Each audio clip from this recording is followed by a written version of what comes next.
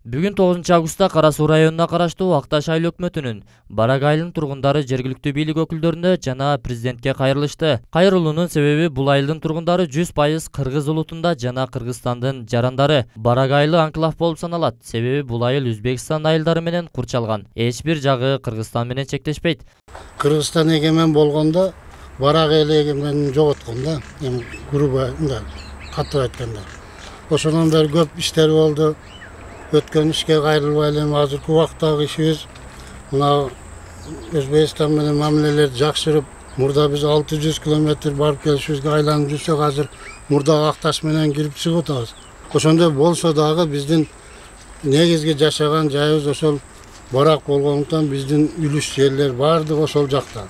Азыр эки бийлик биригип сүйлөшүп, жерди алмаштыруу максатында Өзбек тараптагы макул болуп, Кыргыз тараптагы келишип, бизге айыл башчылардын эмелерин катышуусунда контур деп коет, эми карталардын жердин эмелерин көрсөтүп койгон. Өзбек тарап макул алмашууга макул болуп, 2 жыл болуп калды, мындайча айтканда 2 жылга жакындап калды. Ошол убакта баары келишти. Биз эми ошол башталат десек, ошол боюнча токтоп калдык. Делимитация, демаркация токтоп калды. Өзбекстан эң негизи Өзбекстан макул болгондон кийин биздин бийлик ушунун артынан түшүп атабы, түшпөй атабы, биздин жазган мына бизден капа болбосун, эми мындай айтпаса болбойт. Бул акимдин, райондун акими, губернатордун бул колунан келбейт. Себеби муну эки президенттин чече турган маселеде чегара. Ошондуктан биз туура кайрылганыбыз урматтуу президентибиз Садыр Жапаровго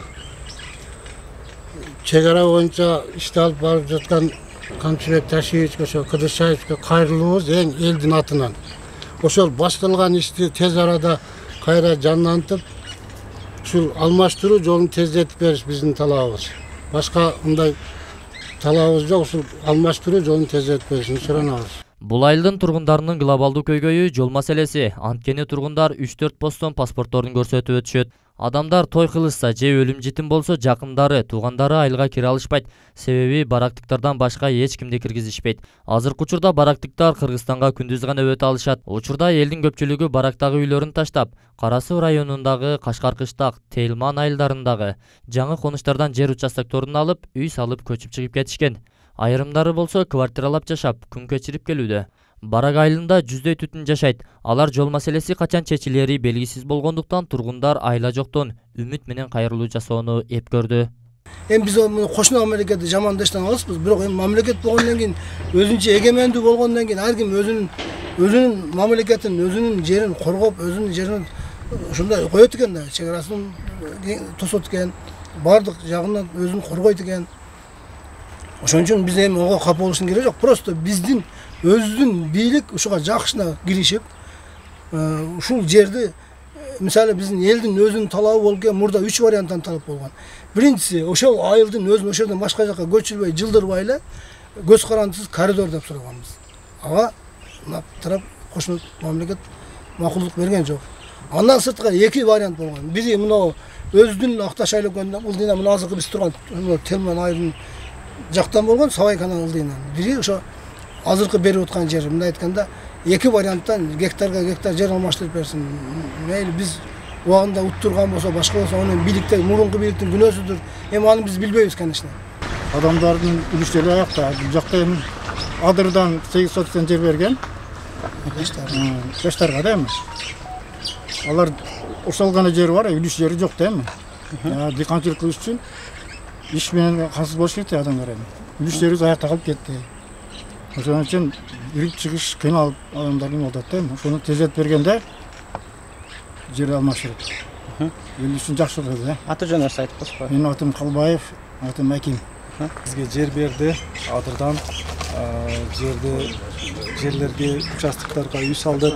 Бирок баягы квартирант болуп жашагандай эле жашап атабыз да. Себеби биздин эми негизги өндүрүш бул эми дыйканчылык болгондуктан азыр баягы айылдагы жерибизди иштетип, анан азыр кирип чыкканда алып чыгып, товарларыбызды алып чыгып, кайра эгиндерди жүргүзүп неме атабыз. Бирок кандай десем, мындай жерге жер алмаштырып берсе, биз өзүбүз баягы немен дыйканчылыкты жандандырайлы деп ойлойм.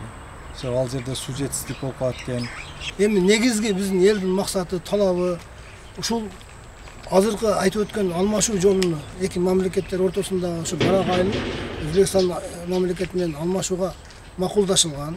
Айттым го, өлчөнгөн, даже көрсөтүлгөн, экөө бири-бирине сунушталган, гектары такталган 208 гектар деп. Ошону кайрадан тезирээк жандандырып, ушул иштин артынан түшүп, эми мындай айтканда Кыргызстан боюнча жалгыз гана ушу баракайлуу экскалп болуп турат да. Жалгыз баракайлуу. Башка мындай анклав өзгөчө статус алган айылдар бар. Баткен областында бар, Ысык областында, башка жакта мына Жалал Абад областында бар. Бирок бизге окшоп кургом айланасы бүт өмөн ичинде калган эмес да. Bir tarafından canım. Biz yediğin üstünde Kırgızistan'da bir bunday, şunday жалгыз эксклавайбызда. Эми ушуну азыр мына урматтуу президентибиз Садыр Нуркожоевич, şu мына төрага делимитация демаркация боюнча жер боюнча иштеген Камчыбек Кыдыршаевич мына өзү жетектеген ушу жумуш тобу менен биздин айылдын азыркы айтып өткөн ушу көйгөйлүү маселесин алмаштыруу бир атайын осуда тезирээк ушуну башкаларга карабастан ушуну чечип берсе, сүйлөшүүнү улантса, ушул ишти жандандырса, элдин өтө элдин атына ыраазычылык, алдын ала ыраазычылык билдирип коелу.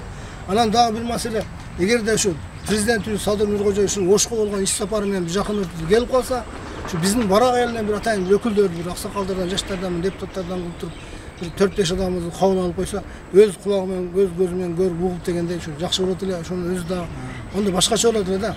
Şu bizim hayırlı maksatımız şu.